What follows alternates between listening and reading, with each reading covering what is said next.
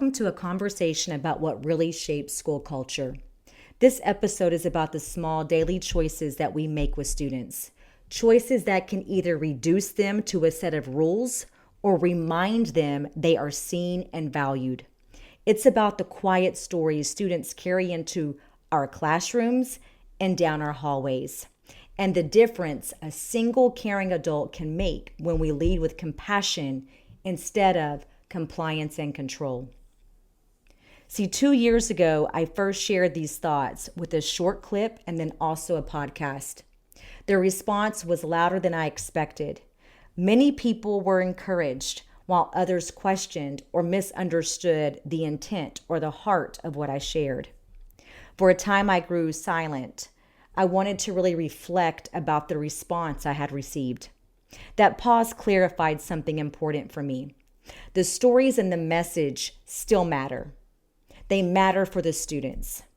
So this is a re-release, and it's not about revisiting controversy. It's about returning us all to our why.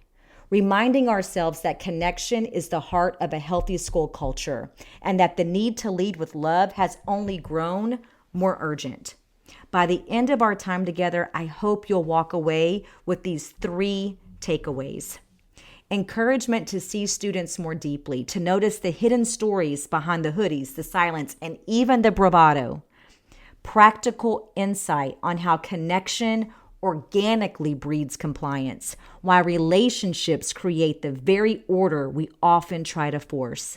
And finally, a renewed understanding that leadership sets the tone. When administrators and teachers model understanding, model compassion, trust becomes the campus default. See, connection comes before compliance. When students feel safe, when they feel seen and respected, following rules isn't something that we have to force. It's something that a student will choose. And we have to remember that the hoodie, the beanie, the AirPod, the cell phone, the silence, the anger, they're all a form of communication. And the communication is rarely about defiance. More often, it's about trauma or insecurity, or even a student asking, will you see me if I'm not okay? Leadership sets the tone. We have to model compassion. We have to model positive morning greetings. We have to model conversations with students before we push to the compliance. See, these convictions are grounded in research and in nearly 30 decades of walking hallways filled with students whose stories have shaped me, and they've taught me to notice what lies beneath the surface. They've taught me to seek to find what's really going on underneath that hood. And every day I'm reminded of my own story. I was once a high school dropout, and I can't help but wonder if someone had met me with compassion instead of simple compliance, would I have chosen a different path? I'm now going to take you back to where this all began. He was a 9-year-old 4th grader. He was new to Texas. He was new to everything. I saw it in his eyes, that look that students have when they're either new to a campus or when they're walking into your classroom for the first time. There's a bit of hesitation, but it's also met with a bit of hope. See, they're wondering and they're hoping at the same time, will this adult see me? Will this adult value me? Will this adult accept me? Will they embrace me? One morning he arrived and his shoe was falling apart. The whole soul was literally talking. Without hesitation, he took the tape dispenser off my desk and he began to wrap the tape around his shoe, strip after strip. He did so with by looking like someone who was used to taking care of his own problems.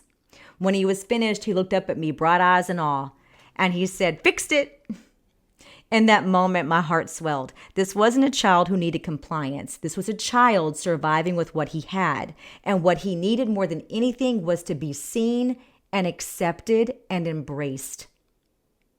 Trust doesn't start with rules. It begins with respect. Castle reminds us that students build emotional regulation and behavioral consistency when they're in environments where they feel safe and connected. Connection isn't a bonus.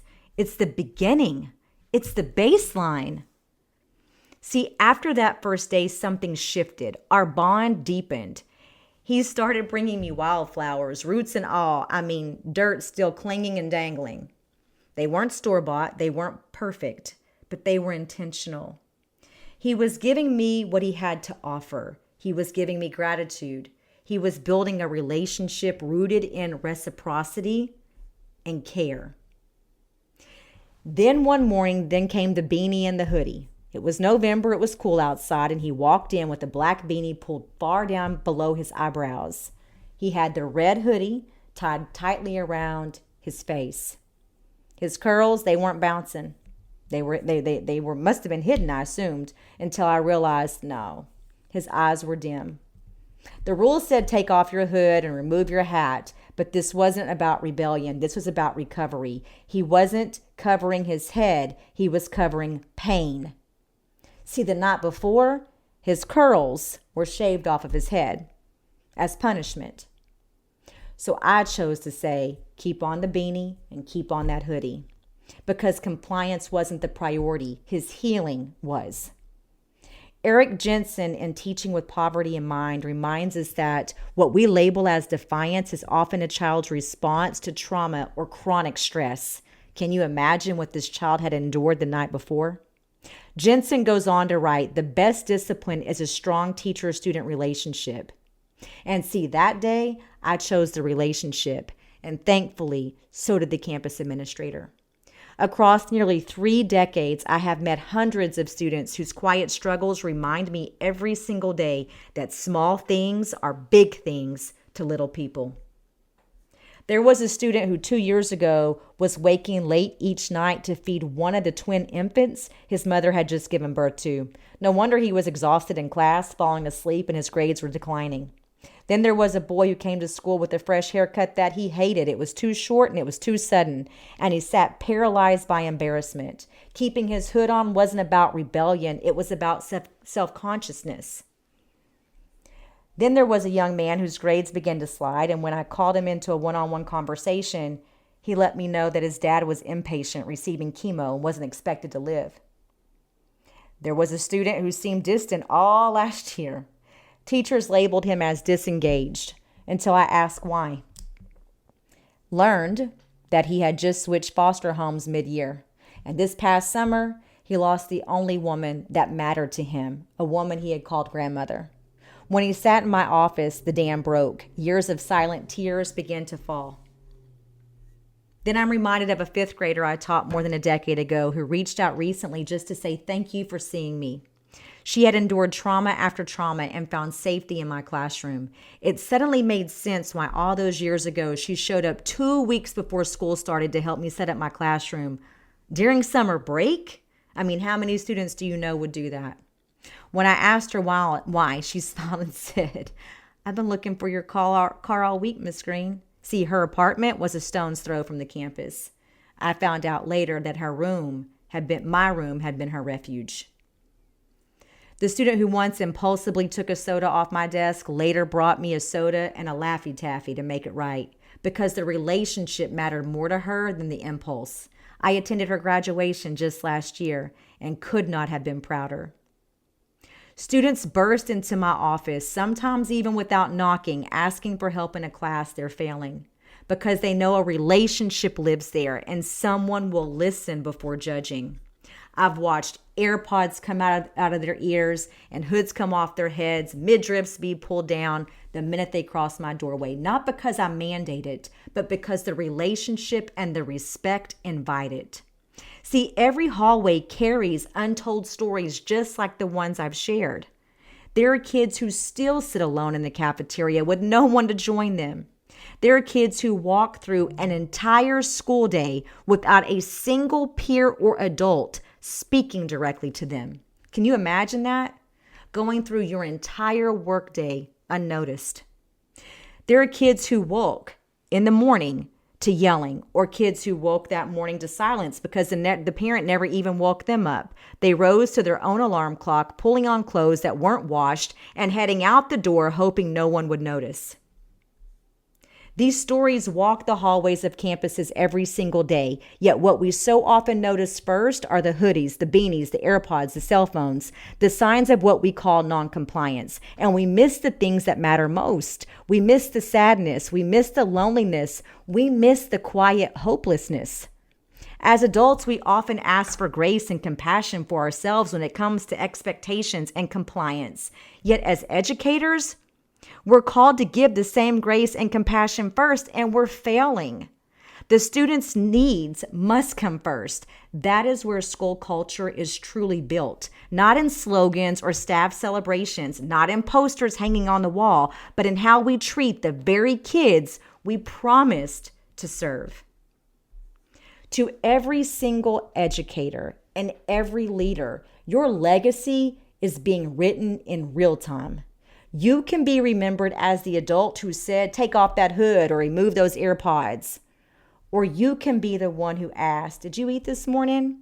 You good? You okay? Or even who says, I'm so glad to see you today. I'm so glad you made it, even when they're 45 minutes tardy. One demands obedience. The other invites trust. Connection breeds compliance. It's not the other way around. I know this not only as an educator, but as that kid who once needed grace myself. Maybe if someone had offered it, I would have seen school as a haven, a place of acceptance, instead of dropping out when compliance outweighed compassion. School culture is not built by staff luncheons or adult celebrations alone. It grows or it withers in our everyday actions and interactions with students, in the moments when we choose to see them, hear them, and value them before we correct them. This is where I Lead meets Misty Blue, where excellence meets empathy, where stories like these still bloom like wildflowers, roots and all.